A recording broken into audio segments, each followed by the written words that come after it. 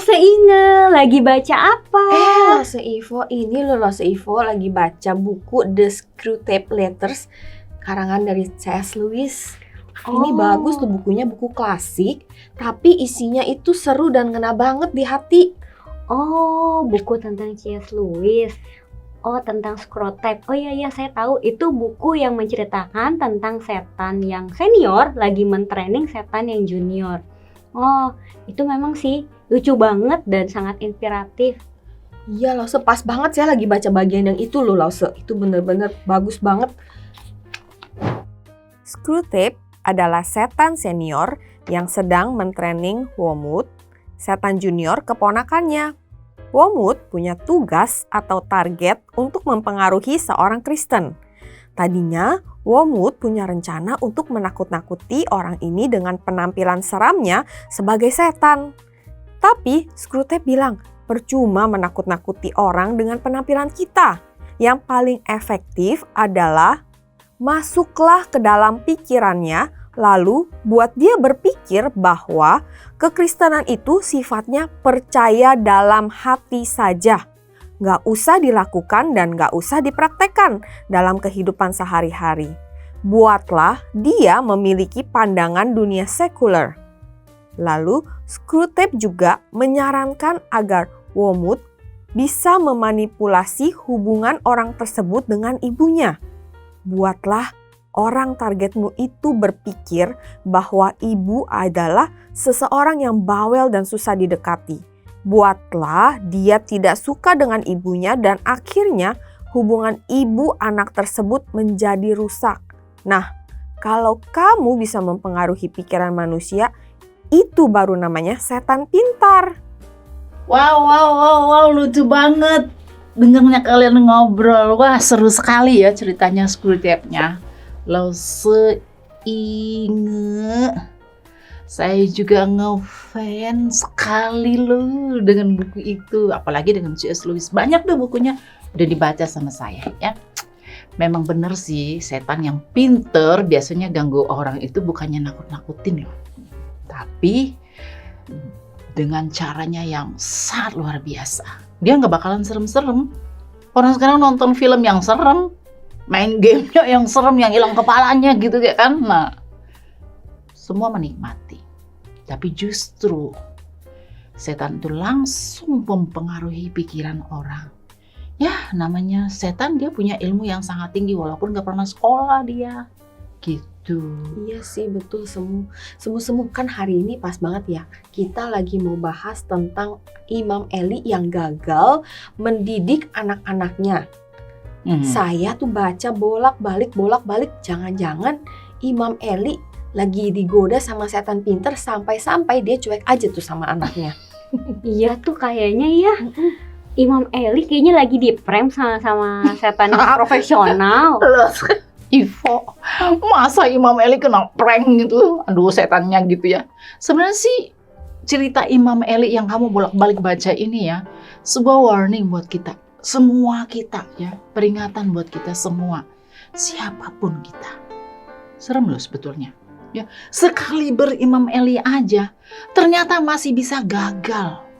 Padahal dia imam loh. Ini cuma lause-lause kita ini. Ya, selain Imam Eli dipengaruhi oleh setan, ada andil dirinya sendiri. Ya, Imam Eli tidak mendisiplin anaknya. Dia takut sama anaknya. Banyak orang juga, orang tua khususnya ya, banyak yang takut sama anaknya. Nanya makan aja nanya anaknya gitu ya. Apalagi disiplin rohaninya. Takut anaknya nggak suka sama dia lah. Takut anaknya ngambek lah. Nah ini, Imam Eli ini sebetulnya krisis parenting ya. Karena dia sendiri sebetulnya hidup dia sebagai orang tua tidak sesuai dengan firman Tuhan lah pastinya ya. Dan anak-anak juga. Nah ini anak-anak lagi. Dan kita semua. Biasanya kita anak-anak itu nggak suka kalau diajar. Betul nggak? Anaknya lo seingat gitu kan ya. Diingatkan, apalagi secara rohani. Ini perlu disiplin. Nah kalau enggak, begini nih akibatnya. Fatal. Jadi mainannya setan. Oh, jadi kejatuhan itu bukan hanya karena diganggu atau digoda oleh setan yang udah tingkat profesor ya, tapi juga ada andil dari diri kita sendiri. Betul, betul. Iya. Biasanya juga kita kadang cenderung suka mengkambing hitamkan setan Sampai gosong. untuk setiap kesalahan yang kita perbuat tuh. Padahal kadang itu juga sebetulnya salah diri kita sendiri. Betul. Sedikit-sedikit setan yang salah. Setannya ngambek, ih bukan aku, kamu kok, gitu ya. Nah, harus lakukan bagian kita sih, serius ya. Dan latih diri kita. Resist the devil and he will flee from you. Gitu loh, ada Yakobus 4 ayat 7. Tunduk kepada Allah. Lawan iblis. Jangan hanya lawan iblis dengan kepandaian kita, pinteran ngomong, kebaikan lagi. Gak akan berhasil lah iblis gitu loh, ya. Tapi kalau kita tunduk kepada Tuhan, itu kuncinya. Pasti kita bisa lawan dan dia pasti kalah gitu loh. Jadi penerapan praktisnya dalam melakukan bagian dengan baik dan resist the devil itu gimana ya Semu?